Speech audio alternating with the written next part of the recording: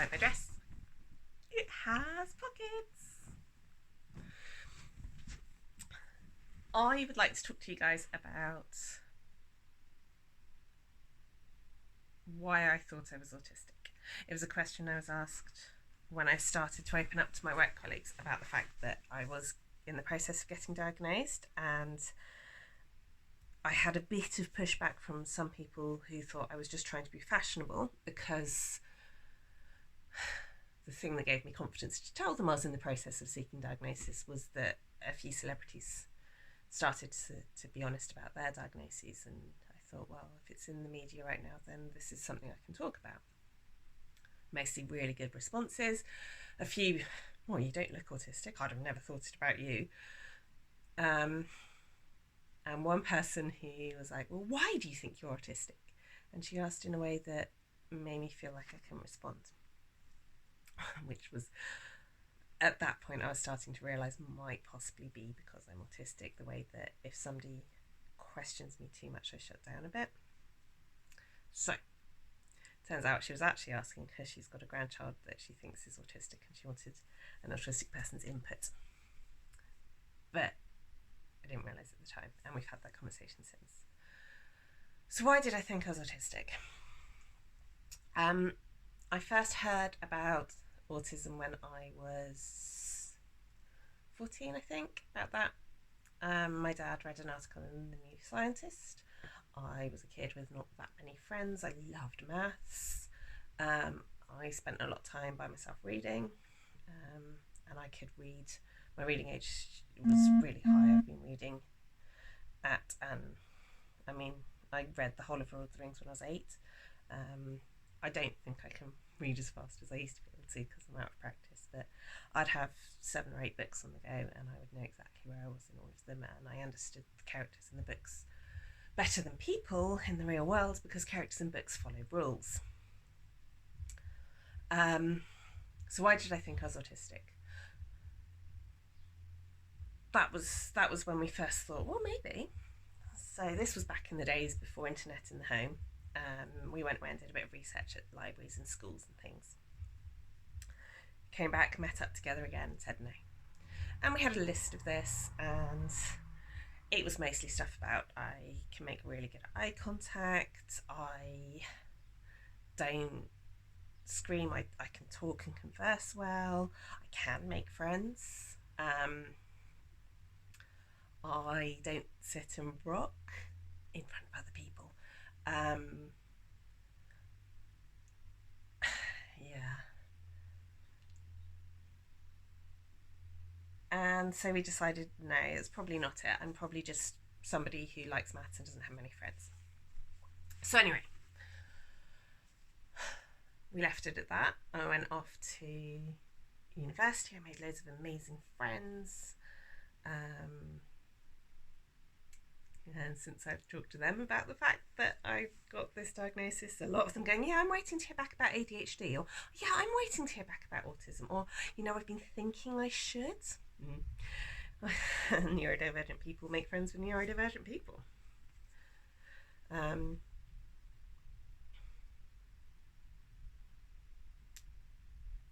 I got diagnosed with fibromyalgia when I was in my 30s, and in the process of that,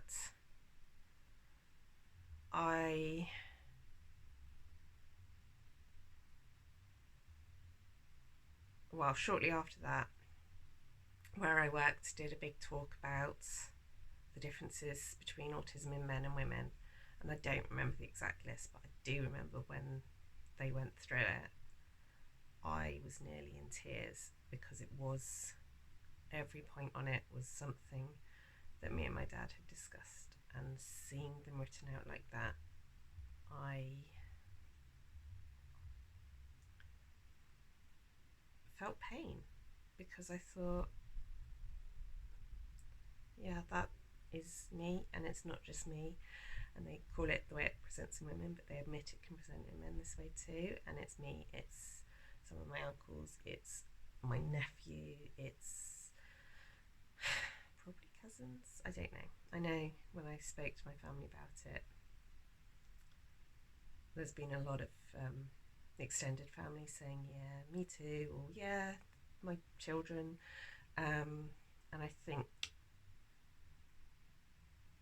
even those of us who maybe wouldn't qualify for a diagnosis still would score higher than most neurotypical people in terms of traits. So it's definitely not just women who mask really, really well. And one of the reasons that I mask really well is that my granny gave me a lot of guidance as a very small child. That's why I can make eye contact really well, to the point, something I'll talk about in another video is how I have noticed other things since diagnosis, and since trying to unmask a bit, which is harder than I thought it would be, because this mask I've got is from childhood. So why did I think I was autistic? I will try and stay on track. I find it very hard to stay on track in a conversation, especially if I'm tired.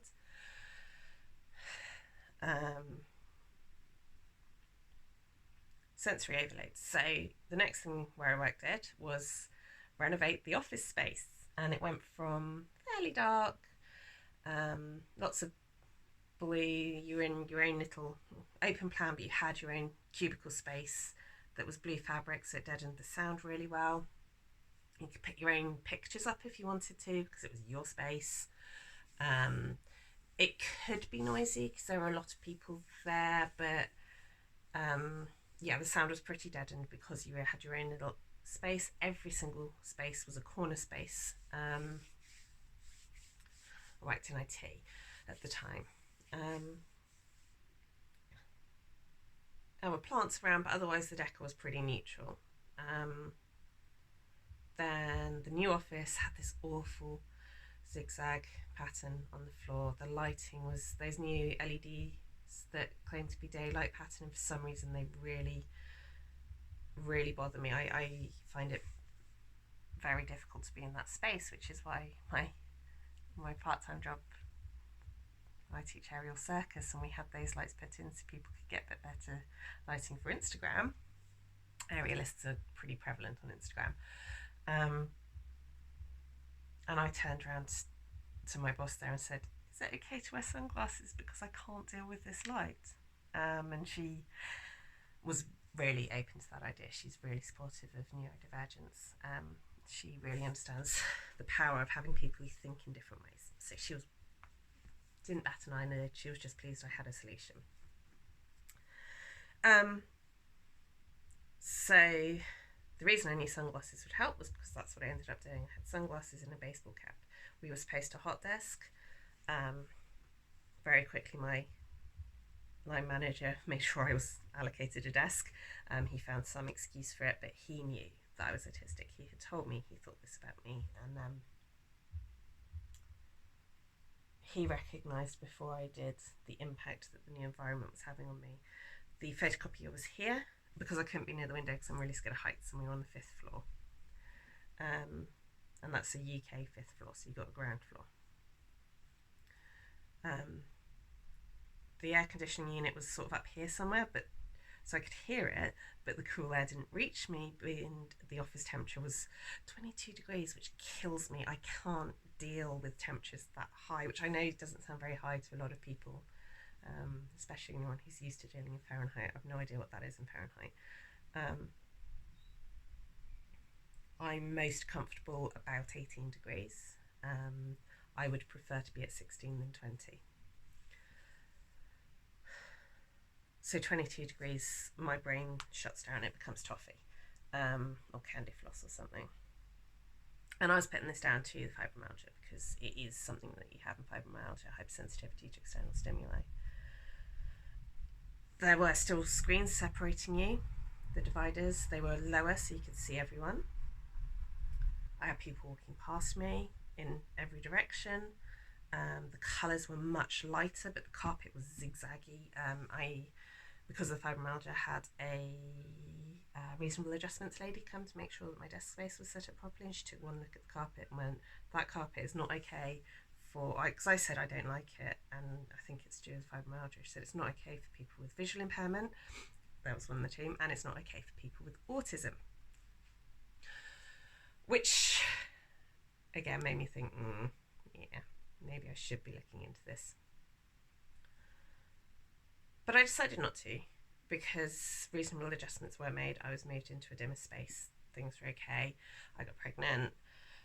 The company closed my department, so I lost my job at the end of my maternity leave, which actually worked out well because I got an extra 3 months full pay, basically. We were put on gardening leave, so that worked out okay. I got an extra 3 months with my baby. My new office space was a small office. We were all working in each other's space. I couldn't focus on anything I was doing. The lights got changed whilst I was there, and I was too new to feel comfortable to say, actually, this lighting doesn't work for me. And I lost that job just as COVID came in. So again, COVID came in, and I thought, I'm not going to. And my new job, I'm now working as a healthcare assistant, primarily with people with dementia, and I actually think that my autism and the ways that I've had to learn to read people, and also the effective empathy, have been hugely beneficial in helping people with dementia. I've got a much better feel for what it's like, and we talk a lot about challenging behaviours, and every time we do any work on it, I'm like, yep, that's what's going on inside me. I'm just very practiced at squashing it all down and, having the shutdown or meltdown away from other people, which stopped happening. I was put on the ground floor, which is...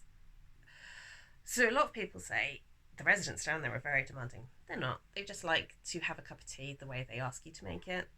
It's not that demanding. And if you think they're demanding, it just means you're not paying full attention to the residents in palliative care or the residents with dementia. It really annoys me. So, I was working there. They've got decorations everywhere. The tablecloths in the dining room are these awful patterns. They've got a series of concentric geometric circles and series of made up of little tiles, and then each tile has a colour, which means that you've got overlapping circles, some of which are like in the shape, and some of them are in the colour. You've got pictures of bowls of fruit, but like berries, and they're spilling over, and my brain's like, oh, how many blueberries are there? How many raspberries are there? How many grapes are there? You've got a lot of noise because you've got the radio on loud enough for the residents to hear. You've got the staff shouting over the radio so that the residents can make their food choices, and you've got the residents shouting back because they're trying to talk over the music.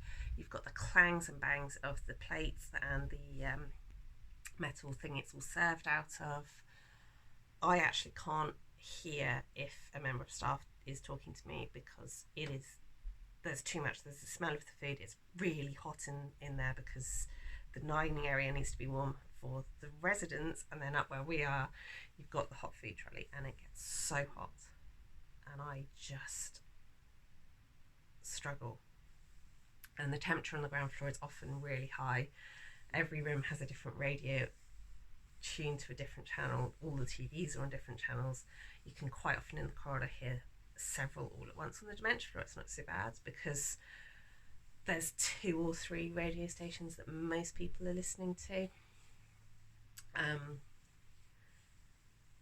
and the decoration, it's much plainer because of the way dementia works, which isn't relevant right now, but it's much nicer for my brain too. So I was having shutdowns at work regularly. I was reduced to tears and not able to speak a few times, which is what I had experienced when my office had changed. Fortunately, there I was working with somebody who understood me better at the time than I understood myself. And now I'm working in this place where no one understands, no one's prepared to listen. So I got diagnosis, and my GP skimmed my medical records as I talked, and he said, I'm smart, which is actually easier to say now. I am smart. I'm got a history of being diagnosed with depression and anxiety.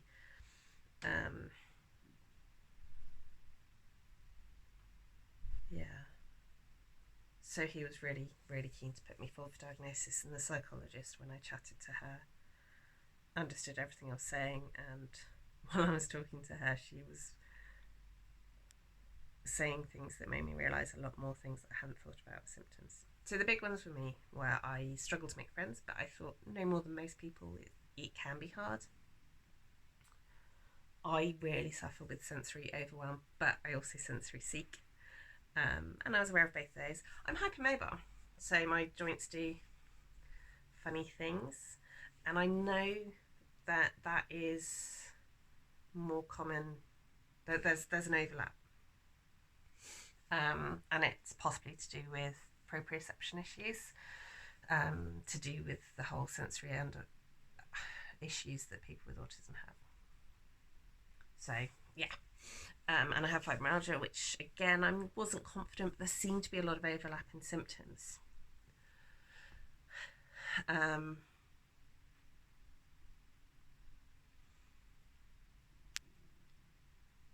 I love patterns. I pattern match, pattern seek. I'm good at spotting patterns. Turns out much better than most people. I did a test about some people have the ability to do it to the level of a fully trained forensic scientist. Are you one of these people? Yeah. And that didn't surprise me.